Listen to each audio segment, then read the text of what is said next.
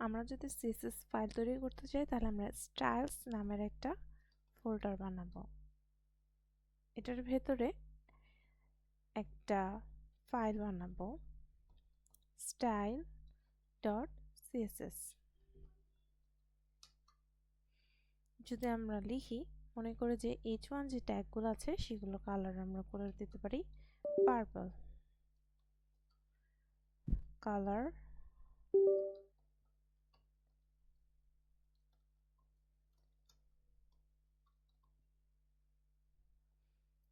যদি আমরা open with live সার্ভারে যাই,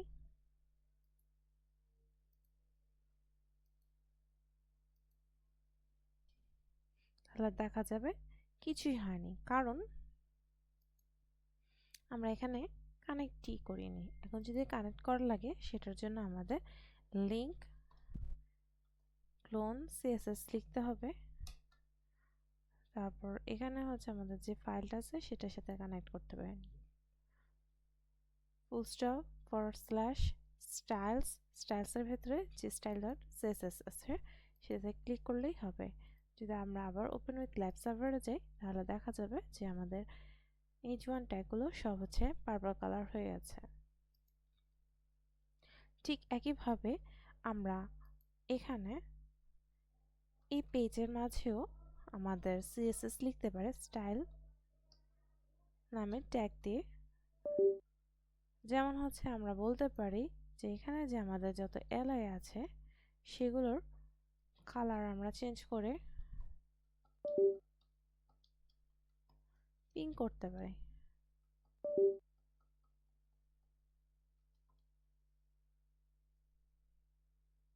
এই পিঙ্ক কালার তো বোঝাই যাবে না, RGB দিয়ে আমরা একটু ডার্ক কালারের পিঙ্ক করে দেই, তাহলে আমাদের এখানে দেখা যাবে এই কালার আসছে।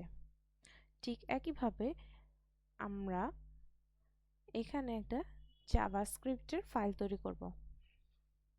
জাভাস্ক্রিপ্টকে অনেক সময় যে ফোল্ডারটা আছে অনেক সময় মানুষ স্ক্রিপ্ট লেখে, অনেক সময় জিএস লেখে। আমরা জিএস দিয়ে করব। জিএস, এটার ভিতরে একটা ফাইল বানাবো dom.js console.log।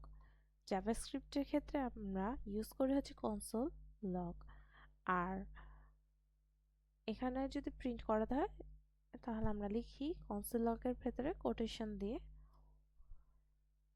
js file, welcome দিয়ে লিখতে পারে ওয়েলকাম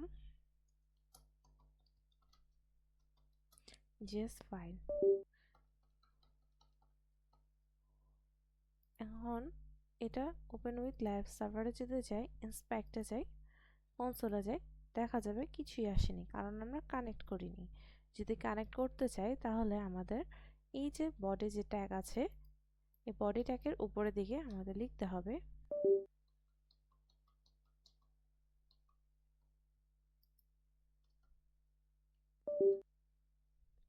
স্ক্রিপ্ট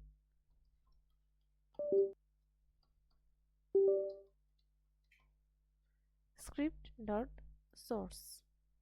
এখানে হচ্ছে আমরা ওই পেজটার লোকেশন লিখব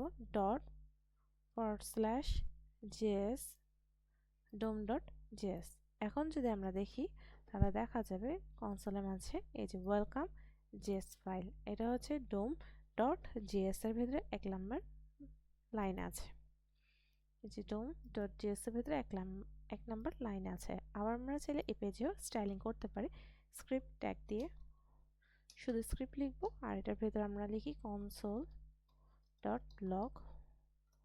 এখানেও কোটেশন দিয়ে লিখতে পারি welcome js in html file. যেখানে একটা দুইটা দেখা যাচ্ছে, একটা হচ্ছে dom.js এর ভিতরে, একটা আছে index.html এর 38 নম্বর লাইনের মাঝে লেখা আছে welcome js in html file, 38 নম্বর লাইনের মাঝে। আচ্ছা, এখানে আমরা যদি লিখি ডকুমেন্ট দিয়ে এন্টার করি তাহলে দেখা যাবে যে এইটাকে একটা হ্যাশ দিয়ে ডকুমেন্ট লেখা দেখা যাচ্ছে। যদি এটাকে আমরা এক্সপ্যান্ড করি তাহলে দেখা যাবে HTML এর ভেতরে হেড, এই যে আমরা যেটা বানিয়েছিলাম ডম স্টাইল, যেখানে এর ভেতর কালার করেছিলাম। তারপর আবার বডি নামের ট্যাগ পাবো, বডির ভেতরে হেডার পাবো, হেডার ভেতরে আমরা লিখেছিলাম ওয়েলকাম টু ডোম। মেনের ভেতরে আমরা লিখেছিলাম ডোম, ডোমের ভেতরে আবার H1 ট্যাগের ভেতরে ডোম লিখেছিলাম। তারপর হচ্ছে আনঅর্ডার লিস্টের ভেতরে আমরা লিখেছিলাম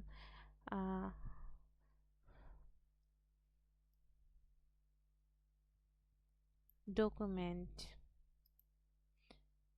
তারপর হচ্ছে অবজেক্ট,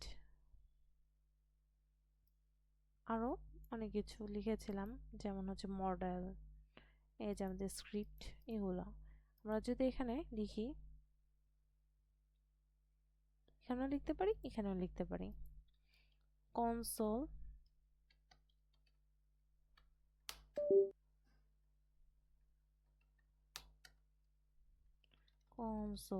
ডট লগ, ওখানে ডকুমেন্ট, এখানেও লিখতে পারে, একই জিনিস দেখাবে।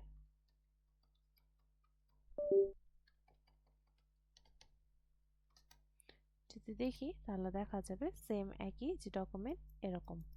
আবার ডকুমেন্টের ভিতরে যদি আমরা বডি ট্যাগটা লিখি ডট বডি, মানে প্রপার্টিটা যদি দেই, তাহলে আমরা দেখতে পারবো যে ডকুমেন্টের ভেতরে আমরা এই যে বডির ভেতরে যে অংশ আছে, ফুটার, মেইন, হেডার, এই অংশগুলো পাবো।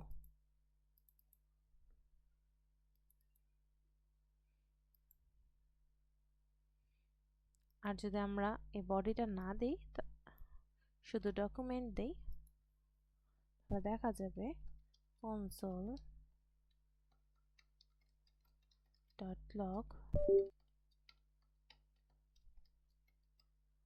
ডকুমেন্ট।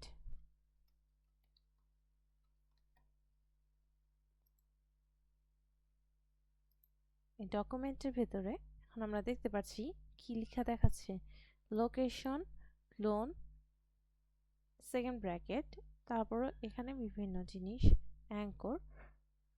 এটা একটা অ্যারে টাইপের, যে ডকুমেন্ট লিখছি, ডকুমেন্ট লেখার পর এই যে আমরা বডি পাচ্ছি, বডির ভেতরে বিভিন্ন জিনিস লেখা আছে, ফলস, ইনসার্ট, নাল, অনেক কিছু লেখা আছে, যেটা হচ্ছে অনেকটা আমাদের অবজেক্টের মতো।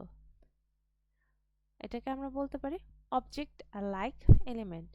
মূলত হচ্ছে জাভাস্ক্রিপ্টের সাহায্যে আমরা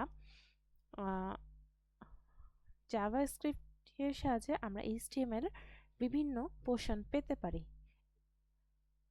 আর ডোম হচ্ছে সেটার কাজ করে, যে জাভাস্ক্রিপ্টের সাহায্যে জাভাস্ক্রিপ্ট আর HTML এর মাঝে কানেকশন বিল্ড আপ করে হচ্ছে ডোম। তার মূল কাজ হচ্ছে জাভাস্ক্রিপ্টের ভেতর এর সাহায্যে আমরা HTML কে ইন্টারঅ্যাক্ট করে বিভিন্ন চেঞ্জ করতে পারি, কিছু অ্যাড করতে পারি, কিছু ডিলিট করতে পারি। একইভাবে CSS এর মাঝে কিছু অ্যাড করতে পারি, কিছু ডিলিট করতে পারি। এটা হচ্ছে আমাদের ডোমের কাজ। আজ এতটুকুই। আসসালামু আলাইকুম।